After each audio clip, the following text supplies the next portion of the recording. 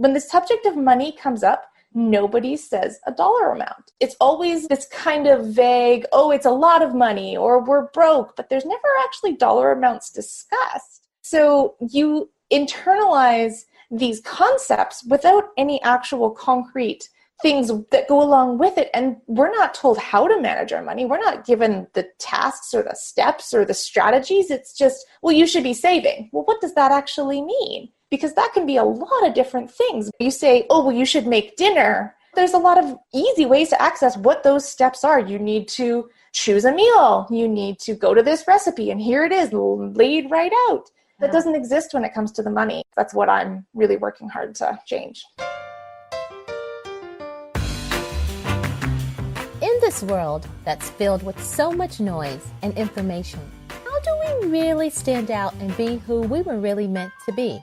In this podcast, we focus on injecting you with positivity, optimism, and strategies, all centered around helping you be who you were always meant to be in business and life. Be inspired to show up in your own skin to learn strategies, habits, and skills from others as we share our own life journeys and stories.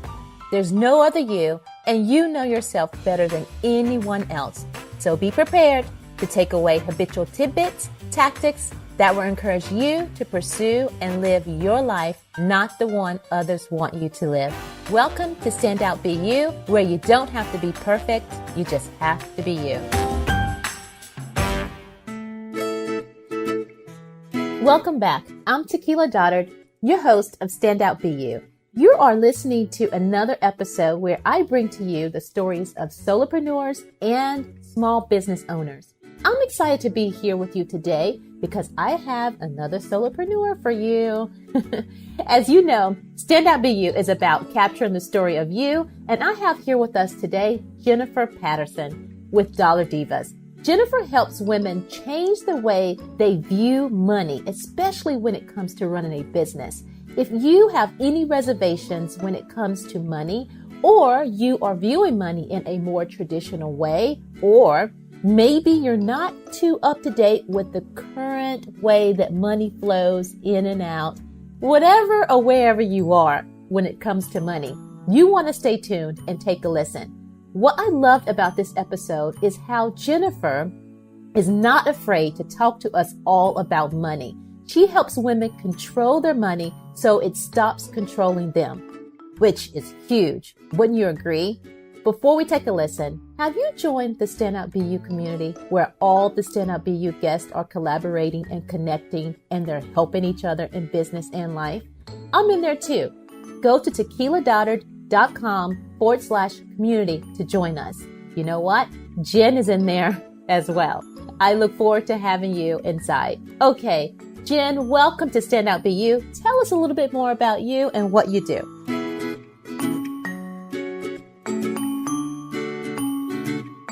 Hi. First, thanks so much for having me. I love what you guys do. And so a little bit more about me is I've been working in the financial world for about 15 years. Started out as a financial advisor and then transitioned into a more coaching role just because I found that the financial advisory field did not align with my ethics and my values. So I wanted to transition more into a coaching role where I could really help people get control of their money, because I found that even the savers had trouble making it do what they wanted and felt really controlled by their money rather than the other way around. Because realistically, money is just a tool. It's there to help you do the things you want to do. It's there to put the roof over your head and the food on your plate. And there's a lot of very bizarre psychological things that go on with our money and ourselves, and being able to get rid of all of that and really make money just be a tool is so powerful. So that's a little bit more about me. Yeah, I love it. And, listeners, all the time, I start talking with the solopreneurs before they come on, and I start getting all good stuff that we didn't have recorded. So I did press record a little bit earlier this time. Jen, you were speaking about there's the traditional type of financial planning and how sometimes it doesn't even really fit with that particular person's lifestyle or wherever they're trying to go or what their plan is. Tell us a little bit more about that, because I think people do get lost in that arena.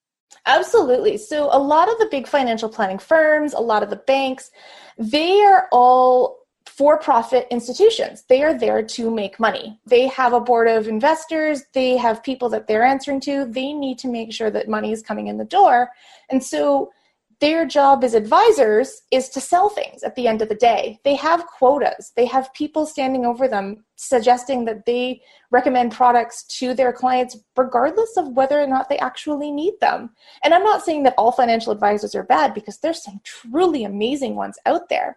My issue is that the entire industry is built on this sales structure when realistically you need to be more of somebody who's in their court, who's going to be fighting for the rights of their client and fighting for making sure that they're heading in the right direction, regardless of whether or not they need insurance or investments, because not everybody's in that position. And not everybody needs, a $3 million life insurance policy. Yeah. And that's where Dollar Divas comes in, right? Yes, absolutely. Yeah. So you started in with Dollar Divas to really basically help individuals, primarily women, to be able to kind of get a better handle and idea of what direction they need to go, not only for them, but their family, because we did talk about that too. Absolutely. And primarily Dollar Divas started out as a way to educate women, because there's a lot of financial education out there, but it's written by men for men. And it's not necessarily something that women connect with or that they want to understand or that they even find remotely interesting. I'm even in the industry and I've read some of these books and I've fallen asleep reading them because they're so dull. So it's just not something that a ton of people want to talk about. And especially if you go into go into your local bank and ask someone for advice, chances are you're going to get looked at, you're stark raving mad, or they're going to talk to you like you're a 5-year-old. And that's just not really helpful for a lot of women who are just as intelligent, just as capable,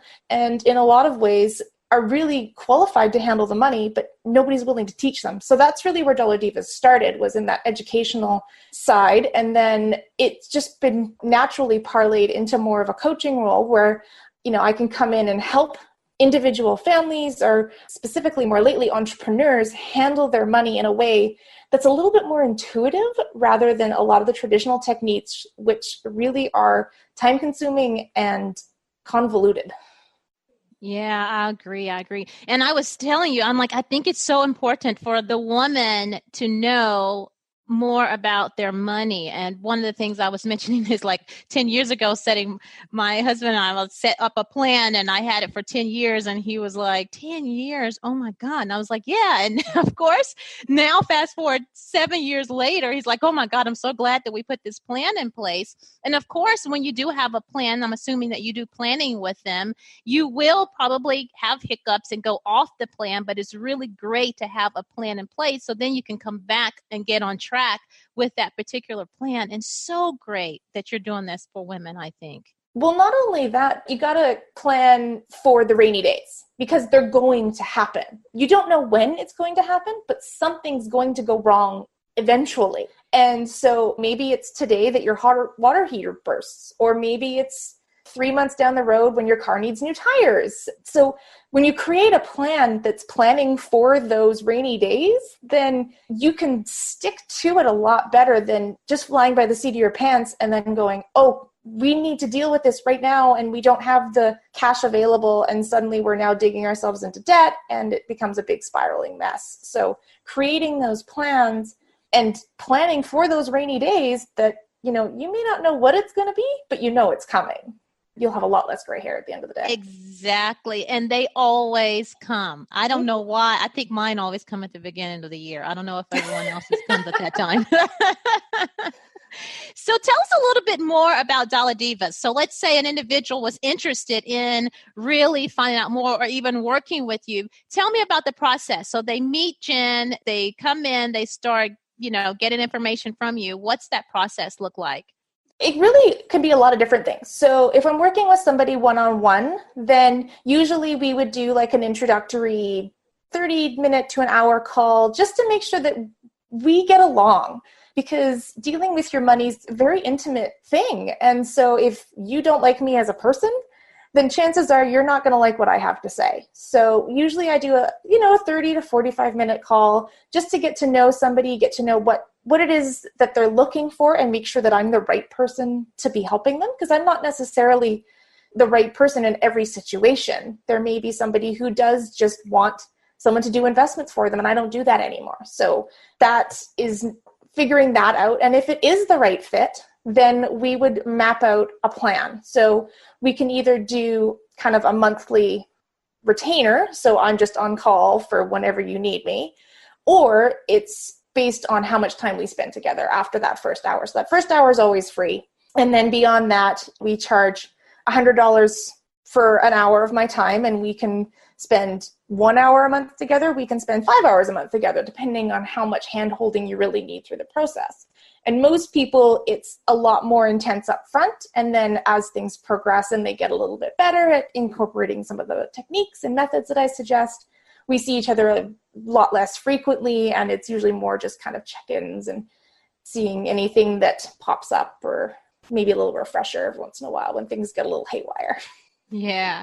Now, do you find it that individuals, they're afraid of money? Because I know there's a lot more like manifestation or money mindset things happening out here in the industry as far as online.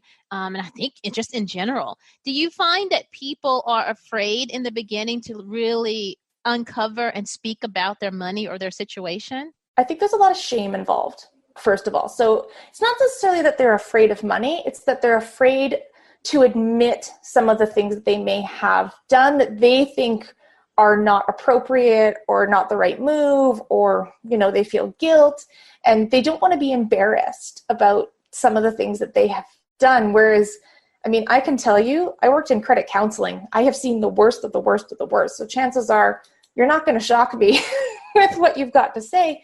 But we all have our own internal stories with what's gone on with our financial situation, whether it be good, bad, or ugly.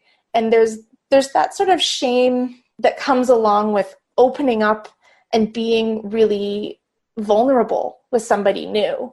And I find that once they start to have those conversations and open up a little bit more, that vulnerability takes over and the shame kind of goes away. And they start to feel a little bit more confident with discussing these things. And the more you talk about something, the less scary it becomes. So the more conversations we have, the less that fear shows up, and people are able to start making real change in their financial life because it no longer is a taboo subject that's hidden at the back of the closet, and people are able to just talk about it a little bit more. Yeah, I love that, because I think that we've been given, if you go back to even in school, a cookie cutter kind of way that how it's supposed to be or what it's supposed to look like.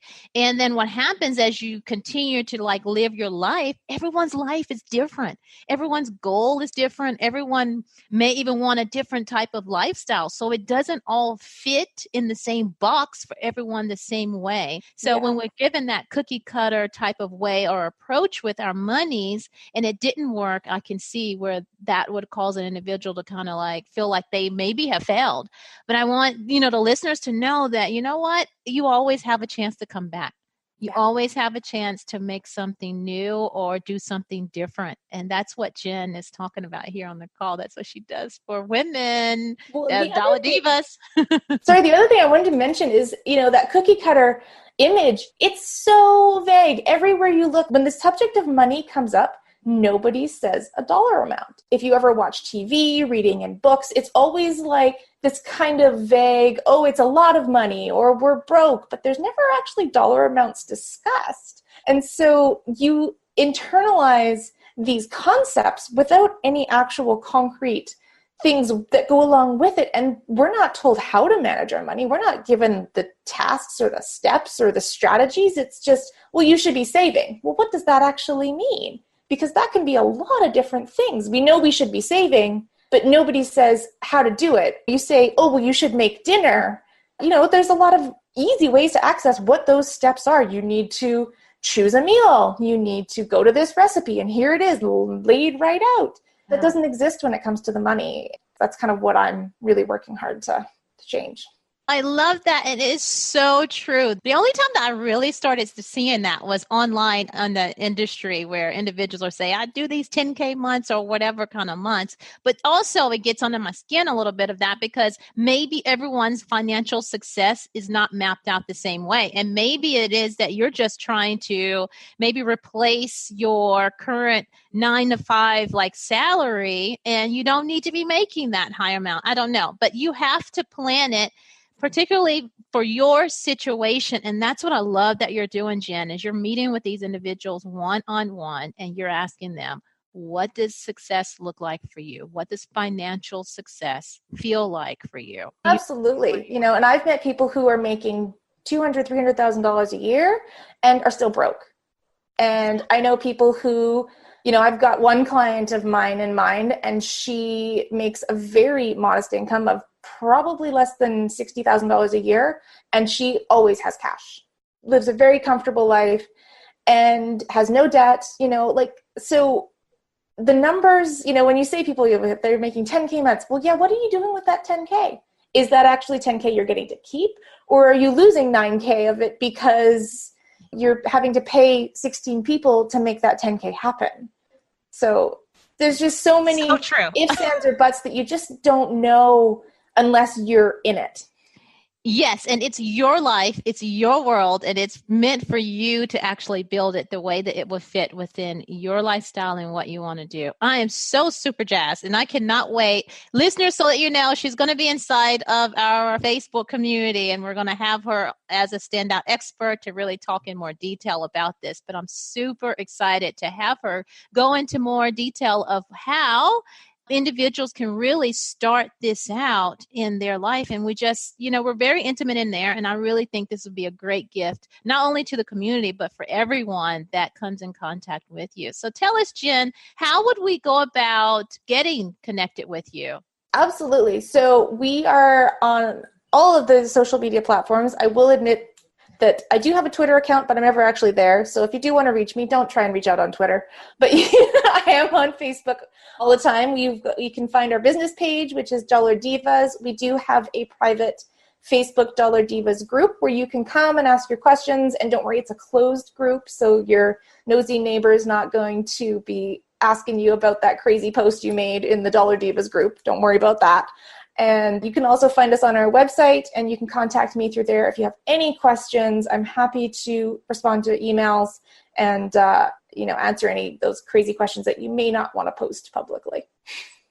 And I will link everything in the show notes so that it will be easy for you to connect with Jen and connect with us both. So Jen, this next part of the episode, I like to go into what I call personality questions. So it's asking you a little bit more about you, because that's important. Sounds good. So the first one is, if you could go back and speak to your 10-year-old self about life, what would you tell yourself? Oh my, 10-year-old me. Let's see. I would say that anything worth doing is worth doing well. And it's probably going to take longer and it's going to be harder than you think. But at the end of the day, it's going to be worth it. Love it. Love it. The next one is, what's the furthest city that you've traveled to from your birth city? So I was born in Vancouver, BC in Canada. And for my honeymoon, my husband and I went to Fiji. And I can't remember the name of the city because it was a long time ago, but that is the furthest I've been. Wow, that was really fun, right? And that was far. It was a long haul. It was 11, 12-hour flight or something. Yeah, it was crazy. Yeah, that's just like you traveling over here to me. It's going to take you even more than that. Oh, it takes definitely. a long time to get to Guam. So this next one is fun. If you can be any animal in the world, what animal would you be and why? Oh, I'm kind of feeling the bald eagle these days. They've got so much power and so much strength, and yet they are some of the most precise animals on planet Earth. Their ability to hunt and soar is incredible. So I'm kind of feeling the bald eagle. Very cool. Very cool. And the next one is about your name. I always think the name is important. And we talked about my name being Tequila, and yes, it's on my birth certificate. Tell me a little bit more about how you got your name. What's the story behind it? I've asked my parents this countless times, and they always give me the same answer. They just really liked the name Jennifer. And I asked them if they had a boy name picked out for me, and they said no. And I said, well, did you know I was a girl? And they said no. And I said, well, what would you have done if I was a boy? And they sort of shrug and say, well, you weren't, so it's all good. So that's the story of my first name. But my favorite name story actually comes from one of my middle names. So I have two. The first one is Louise, which is after my mother. And the second is Anastasia, who is after my great-grandmother, who passed away 2 weeks before I was born. And this woman was absolutely incredible. She was a farmer her whole life. And there's an infamous story about trying to get a sow onto a truck. And this woman, she was maybe 5 feet tall. And she stomped out of this house in no shoes in the middle of winter, like tons of snow, and said, haven't you got that sow on that truck yet? And just heaved it up herself and said, get it done. And the 5 guys who had been trying for the last 2 hours stood there with their mouths open. So I really, really connect with that middle name, and because I think that she's a truly incredible woman, and I'm honored to be carrying her name. Oh, I love that story. The power of a woman, always, right? Yeah, you did one best with my great-grandma. So, Jen, it's been so amazing having you here on the show. And listeners, again, I will attach everything in the show notes for you to connect with Jen. Jen, if you can give us any parting words, what would you give to us? Find a way to connect with your money. So my favorite tip that I always give is find an hour in your week to do a weekly financial check-in. So have a look at what's in your account, look at what your credit cards are doing, and even if it's just quickly glancing at the balances, checking in with your money is so, so important. You know, we think about how often we think about our diets and like our skincare regimen, and the money that we have allows us to do those things, and yet we only check in on it like once a month, if that. So that's just really disconnected to me. You want to make sure that your money is really a part of your everyday life. And so setting that 1 hour a week to check in with your money, pay your bills, see what's going on in your accounts, it can really be the first step toward a huge change in your life. There you have it from Jen herself. Everyone, I thank you so much for being with us here today on Stand Out Be You. And remember, as always, you do not have to be perfect. You just have to be you. Until next time.